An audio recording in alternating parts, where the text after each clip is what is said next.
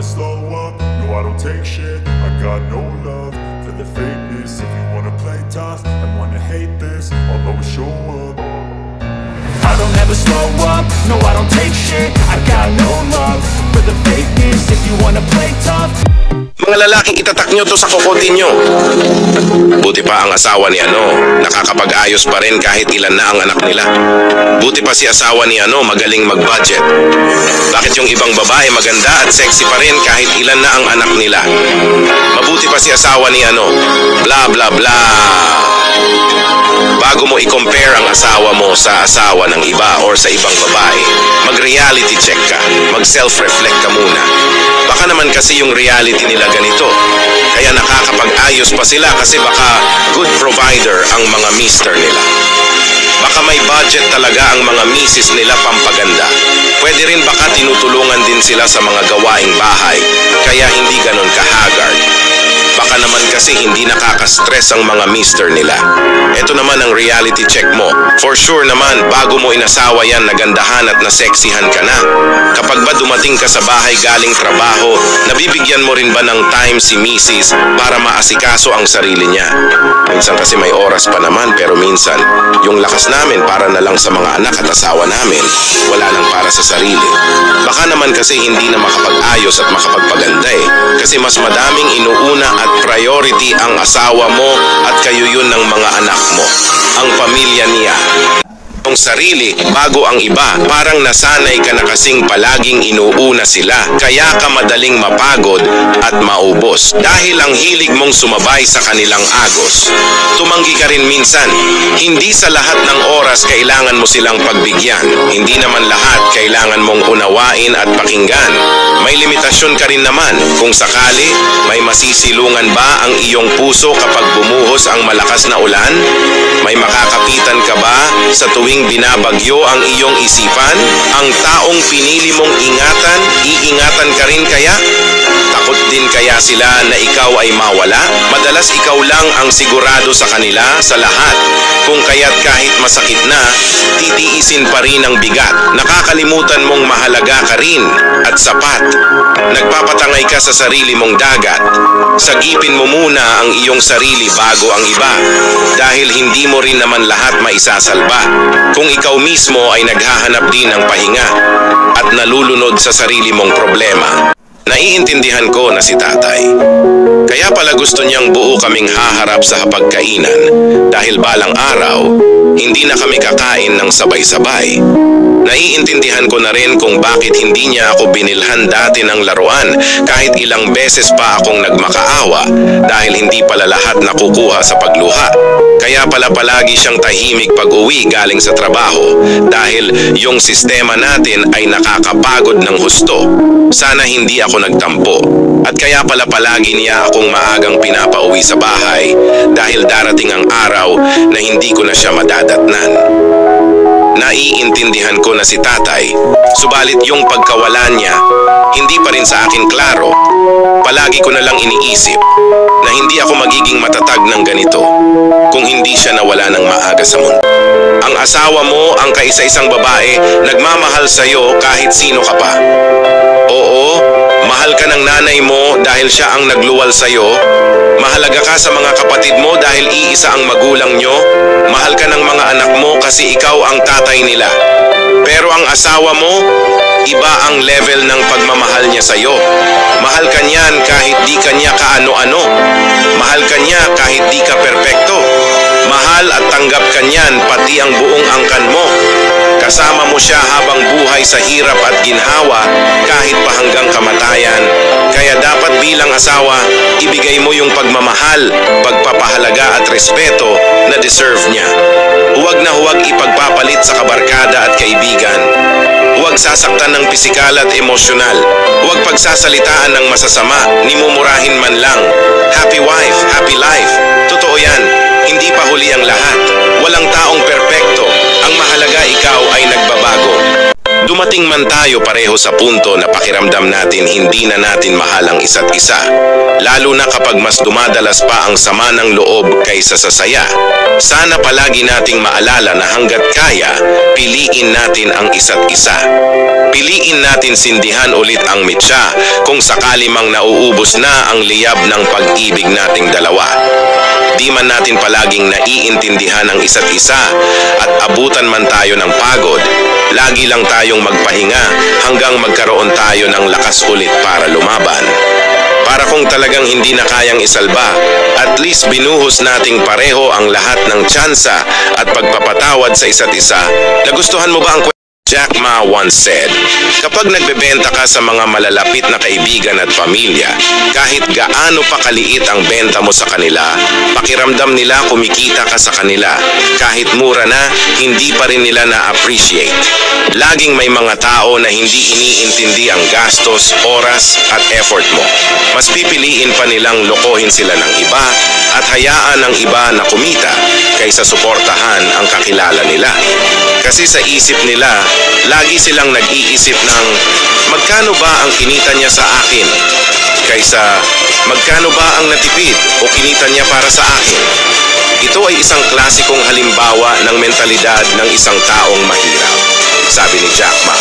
Tungkol sa sales, kapag nagbebenta ka, ang unang mga tao na magtitiwala sa iyo ay mga estranghero. Ang mga kaibigan mo ay mag-aalinlangan. Ang mga kakilala ay lalayo at ang pamilya ay maaaring tingnan ka ng mababa. Pagdating ng araw na magtagumpay ka, ikaw na ang magbabayad ng mga dinner o mga kasiyahan. Mapapansin mong nandoon na ang lahat, maliban sa mga estranghero. Isang mahigpit na yakap sa mga ate na naging extended parent na sa mga kapatid o pamangkin at pamilya. Not everyone might realize nor appreciate the genuine ate love. I couldn't even compare it to a mother's love. Kasi kapag mahal ka ng nanay mo, although that's very genuine, given na yon kasi we are literally once a part of her. Pero yung ate, she's a different single individual from us, formed in a different timeline, and might also have a different personality. She can even choose to live her own life and be free, so when she chooses to stay and care and help and love you over herself, that's a different level of selflessness. So, appreciate it, reciprocate, not just by words or shallow tears, but with the most sincere efforts to be better. Tandaan mo, anak lang din sana siya tulad mo. Pero mas pinili niya at araw-araw pinipili na maging responsable para mapabuti kayo. Nagustuhan mo ba ang kwento ko? Kailan ba matatawag na hindi obligasyon ng anak ang magulang? Una, dapat ang anak nagsasarili na, sariling bahay at stable na sa lahat ng bagay. Hindi yung pag wala kang pera, pupunta ka sa magulang mo, kunwari uutang, pero hindi nababayaran. Ngayon pag siningil ka, ibabato mo yung hindi ko kayo obligasyon dahil kahit kailan hindi obligasyon ng anak ang magulang, di ba? Yan kasi lagi nila naririnig yan na social media. Pangalawa, siguraduhin mo anak na pag nag-asawa ka, yung obligasyon mo sa pamilya mo, hindi mo inaasa sa magulang mo. Paano malalaman na inaasa mo sa magulang mo yon? Pag wala kang pambili ng bigas, pupunta ka sa magulang mo, kukuha ka doon o uutang ka pang gatas ng anak mo. Tapos, sasabihin mo hindi obligasyon ng anak ang magulang. Nung umasenso ang anak, hindi na naisip ang ginagawa ng magulang sa kanila. Kahit isang bagsakan na lang na tulong ang ibigay, pagbawi man lang doon sa sinakripisyo nila sa iyo, na kahit katiting na pagbibilang, di mo sila naringgan. Kung narinig mo man ang pagbibilang ng magulang mo yon, ay dahil balasubas ka kung sumagot-sagot sa kanila. Pangatlo, nung hindi ka nagtagumpay sa pagbuo mo ng pamilya, sino pinuntahan mo para ipaalaga ang anak mo? Diba sa magulang mo, pinaalaga mo ang anak mo pati pagkain at panggatas ng anak mo sila ang sumasagot. Natanong mo ba ang sarili mo kung nagbabayad ka sa pag-aalaga nila? Baka yung inaabot mo kulang. Babaeng hindi takot mag-isa. Kapag ang babae marunong sa buhay at madiskarte, hindi yan takot maiwan ng lalaki. If she know how to pay her own bills, buy her stuff, kayang-kaya niyan mabuhay ng walang lalaking aasahan para mabuhay. Kapag Kapag ang babae sanay kumayod, hindi niyan kailangan ng lalaking mapera. What she needs is a man who know her worth and kaya siyang mahalin at irespeto ng buong buo. Kapag ang babae marami ng pinagdaan ng sakit, hindi na yan manghihinayang na iwan ng lalaking hindi marunong magpahalaga sa feelings niya. I'm telling you, hindi na yan takot mag-isa dahil pinatatag na yan ng nakaraan. Filipino toxic mindset.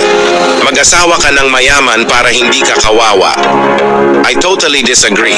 Kasi kung minahal mo lang siya dahil sa kung anong meron siya, hindi yan pagmamahal kundi kasakiman at pagiging materialistic. Always remember this, nothing permanent in this world, lahat ay may hangganan. Success and happiness are not measured by acquiring wealth, but rather being contented and joyful inside. Be with someone na sasamahan ka through ups and downs, yung taong hindi ka iiwanan sa panahong walang-wala ka na. Yung taong tanggap ka at hindi ka susukuan dahil minahal ka niya sa kung ano ka hindi, sa kung anong meron ka. Why not build your dreams and future together? Cause being with the one you love is priceless, but being successful together is a blessing. Huwag kang maghanap ng mayaman. Maghanap ka ng taong sasamahan ka magpayaman. Always remember this, contentment is the best satisfaction in life. Higit pa sa pera ang tunay na kahulugan ng pagiging pamilya. Okay lang kung may mga kamag-anak o kapatid tayo na hindi malapitan financially. Hindi ibig sabihin nun hindi na sila maaasahan. Sometimes, meron din silang dinadala or problema na hindi lang natin alam kaya huwag tayong magtatampo. Kapag hindi tayo napautang na bigyan at napahiram, hindi yung pagpapautang ang sukatan ng pagiging totoong kadugo. Maraming reason, maraming pagsubok ang bawat isa araw-araw. Maging sensitive tayo. May kanya-kanya tayong laban na hinaharap at haharapin pa. Yung iba tahimik lang, pero nalugi pala. Yung iba tahimik lang, may sakit na pala. Yung iba tahimik lang, baon na pala sa utang. Yung iba tahimik lang, may mga binabayaran din yan loan. Yung iba tahimik lang, may mga pagsubok din yan dinaraanan sa araw-araw. Baguhin natin ang paniniwala dahil maraming taong nakangiti sa social media at sobrang strong.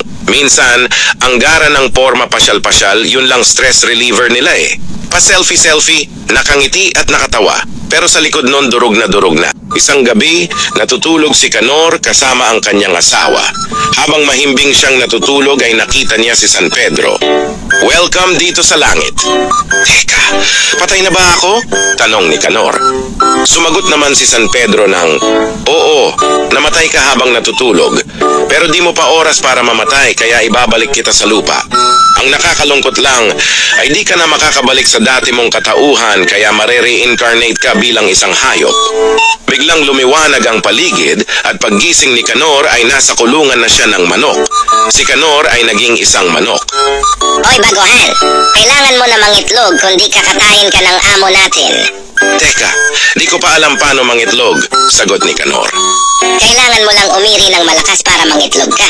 Sagot ng kausap niyang manok. Umire si Canor at may lumabas na malaking itlog. Wow, ang laki ng itlog mo. Iri ka pa ulit, may lalabas pa yan. Umire ulit si Canor at may lumabas ulit na napakalaking itlog. Nagulat ang ibang mga manok. Wow, sobrang laki talaga ng mga itlog mo. Sige pa, umiri ka pa, may lalabas pa yan.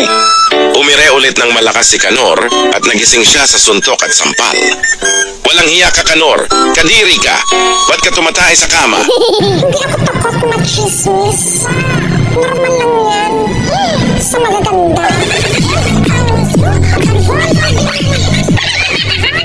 チャンネル登録して